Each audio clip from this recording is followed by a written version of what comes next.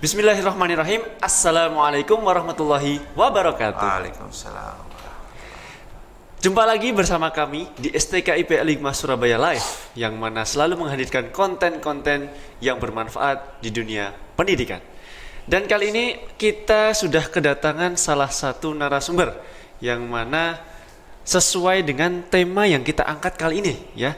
Tema kita pada podcast kali ini adalah implementasi kemerdekaan pada pendidikan. Wah, kita kan sebentar lagi akan menyongsong kemerdekaan dari Republik Indonesia. Oh, betul? Ya, betul. Ya, maka kita mengambil tema tentang kemerdekaan.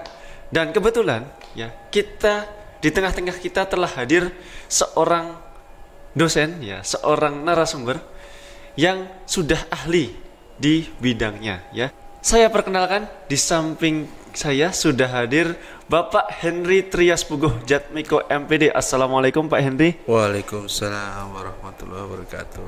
Bagaimana kabarnya? Sehat? Alhamdulillah sehat. Oke. Alhamdulillah. Jadi Pak Henry ini adalah seorang fasilitator sekolah penggerak, yang mana baru-baru ini sedang digaung-gaungkan oleh Menteri Pendidikan kita tentang kurikulum Merdeka Belajar.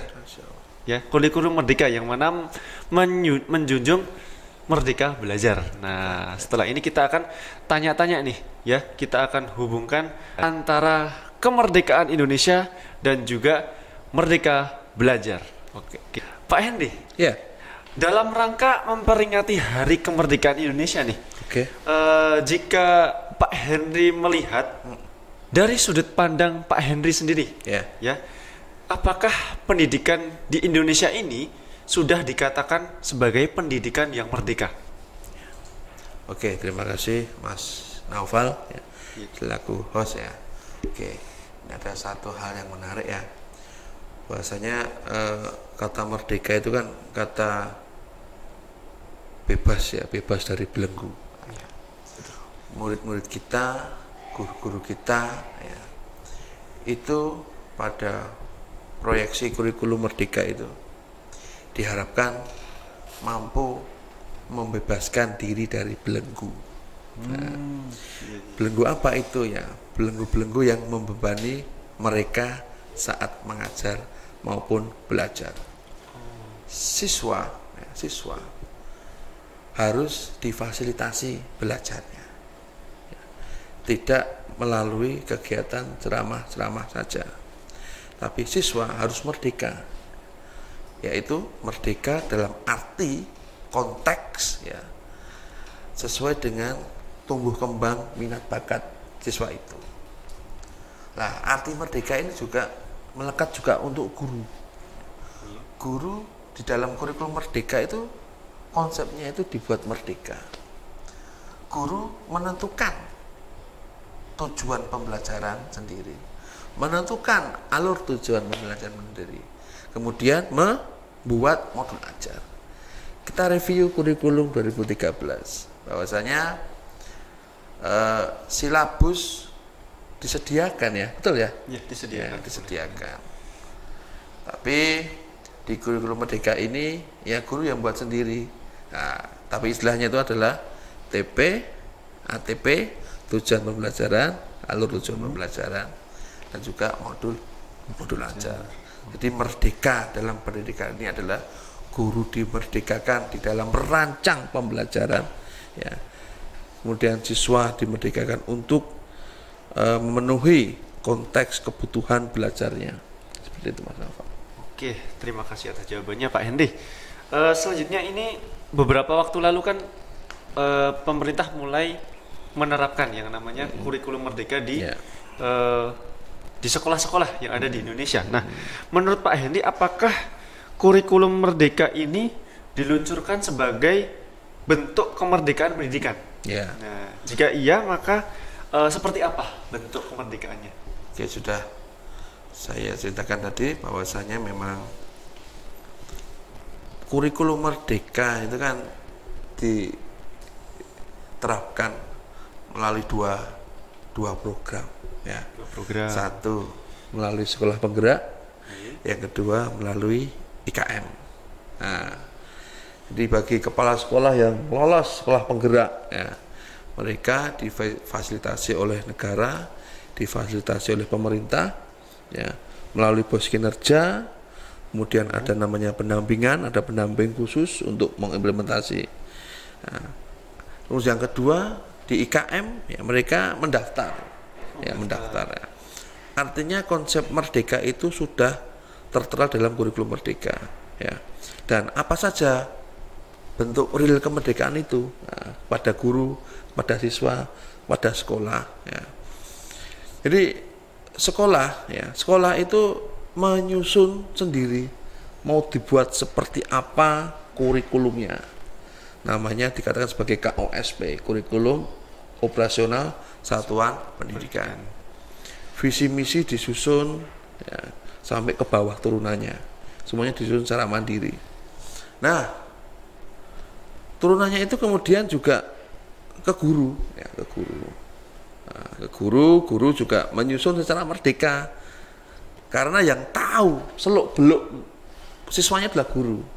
Yang tahu konteks lingkungan, konteks masyarakat, ya, sekolah itu adalah sekolah itu sendiri. Ya. Jadi seluruh lini itu dibuat merdeka. Sekolah merdeka merancang pembelajaran, ya, guru juga merdeka, ya, merancang pembelajaran. Ya. Mohon maaf, sekolah merdeka merancang kurikulum, ya. Guru merdeka merancang perencanaan pembelajaran. Siswa, ya, terkena dampak merdeka, nah, gitu ya. Apa itu? Kebutuhannya terpenuhi, ya. Makalah muncul dalam kurikulum merdeka itu namanya ada pembelajaran berdiferensiasi, di mana itu untuk memfasilitasi memerdekakan siswa, gitu ya. Nah, seperti itu, Mas Nafa. Oke, terima kasih Pak Hendy. Terakhir nih Pak Hendy, mungkin ada pesan-pesan bagi guru-guru di seluruh Indonesia yang saat ini sedang berusaha untuk mewujudkan merdeka belajar di Indonesia. Oke, pesan Pak Hendy. Ya. Baik untuk Bapak Ibu guru, ya, untuk Ustadz Ustazah, ya, dan untuk para pemangku pendidikan, ya. Sebagai seorang pendidik, ya, fondasi utama yang harus melekat, ya, pada diri kita itu adalah berkaitan dengan kepedulian. Kepedulian untuk menggerakkan, kepedulian untuk memerdekakan. Nah, ketika kita sebagai seorang pendidik, ya, masih terkungkung, ya, masih merasa dirinya itu benar, ya, masih merasa dirinya itu paling benar, ya, itu hal yang kurang tepat. Maka dari itu, secara prinsip, ya, merdeka dalam kemerdekaan itu adalah kita bisa melihat siswa itu gembira, riang belajar di kelas. Kita bisa melihat siswa kita bergerak sesuai dengan bakat minatnya. Kita bisa melihat Bapak Ibu guru, gitu, merancang pembelajaran sesuai dengan kebutuhan konteks kekinian. Artinya Bapak Ibu guru sekalian, ya, pemirsa yang ada di manapun berada, ya, guru-guru kita, ya, Bapak Ibu guru kita, ya, sudah mengimplementasikan kurikulum merdeka yang di sana tujuannya untuk memenuhi, untuk memihak, ya, untuk menghamba, ya, kepada siswa. Gitu Mas Nafa. Baik, terima kasih atas jawabannya Pak Hendy, jawaban yang sangat luar biasa.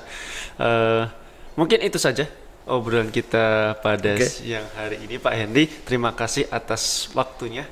Dan untuk pemirsa dimanapun berada, semoga kita semua dapat mengambil manfaat dari apa saja yang disampaikan oleh Pak Hendy tadi. Mungkin itu saja yang dapat kita diskusikan pada video kali ini.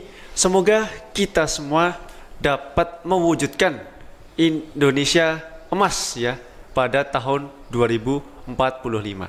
Saya Naufal pamit undur diri. Wassalamualaikum warahmatullahi wabarakatuh.